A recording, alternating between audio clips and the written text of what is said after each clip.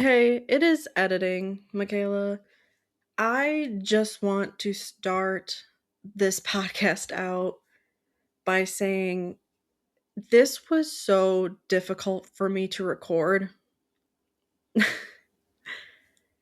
I don't know what happened, but around the part right after I talked about my experience at this cemetery, my voice just left the chat. Like, for the rest of the whole podcast, I had to keep stopping and taking breaks because my throat was so itchy and like the itch wouldn't stop, like from coughing, drinking things.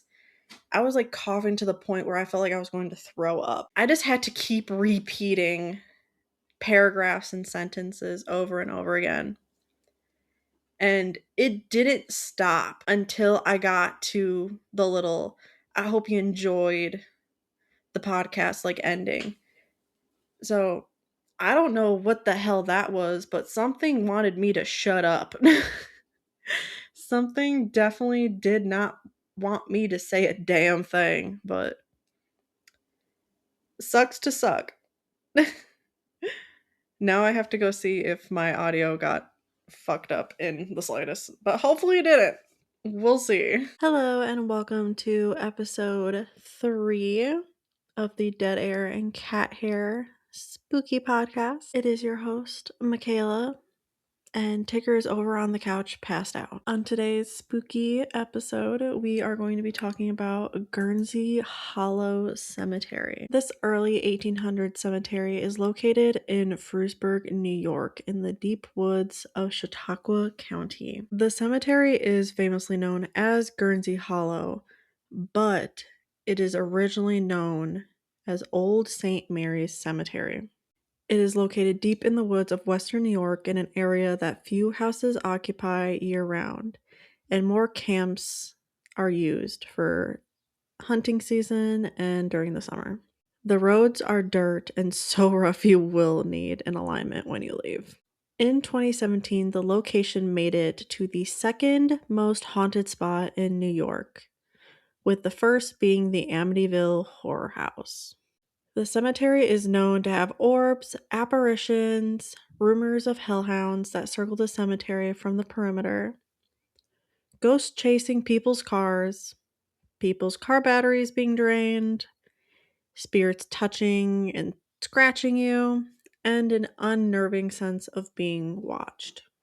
Growing up in Chautauqua County, I always remembered hearing about this place. Teens would go there and drink, and others who were into Wicca and whatnot would go to paranormal hunt and do seances. It used to be a cemetery that was open 24/7, but last time I went there, they had signs up and a chain. They have been cracking down on people being in the cemetery at night due to those assholes who are breaking headstones and leaving garbage all over. Don't be that person, respect the planet. Vandalism was such an issue that the Post Journal, the local newspaper, wrote an article in 2019 speaking on it with the St. Mary's Restoration Committee. They spoke that the destruction of the cemetery has been happening for decades. A 58-year-old man named Edwin Stancliffe was arrested around the time of the interview with petty larceny after he stole a headstone from the cemetery. Like, what in the hell is wrong with people? These are people's loved ones. They did recover the headstone, but it was all the way in Erie, Pennsylvania, which is over an hour away. Even when I went there, there was broken headstones and ones on the ground from people just kicking and pushing them over. People have no respect at all. Individuals involved with the functioning of the cemetery believe the high amount of vandalism is due to the ghost stories, but want the people to know that the cemetery has over 200 individuals buried there, and their stories need to be respected. I do not remember seeing that many headstones there, but there's also the possibility of unmarked graves and lost headstones due to dumbasses stealing them. I second this though. If you are going to a paranormal hotspot, you need to respect the place you are in. It is disrespectful and downright unnecessary to destroy an area just because you are a shit human being. Rant over. I remember hearing stories of people driving around it and looking in the rearview mirrors to see a woman in a long white dress chasing their vehicles at night. I heard about her a lot. I went during the day, so I personally never saw her, but it's a very common thing. I almost forgot.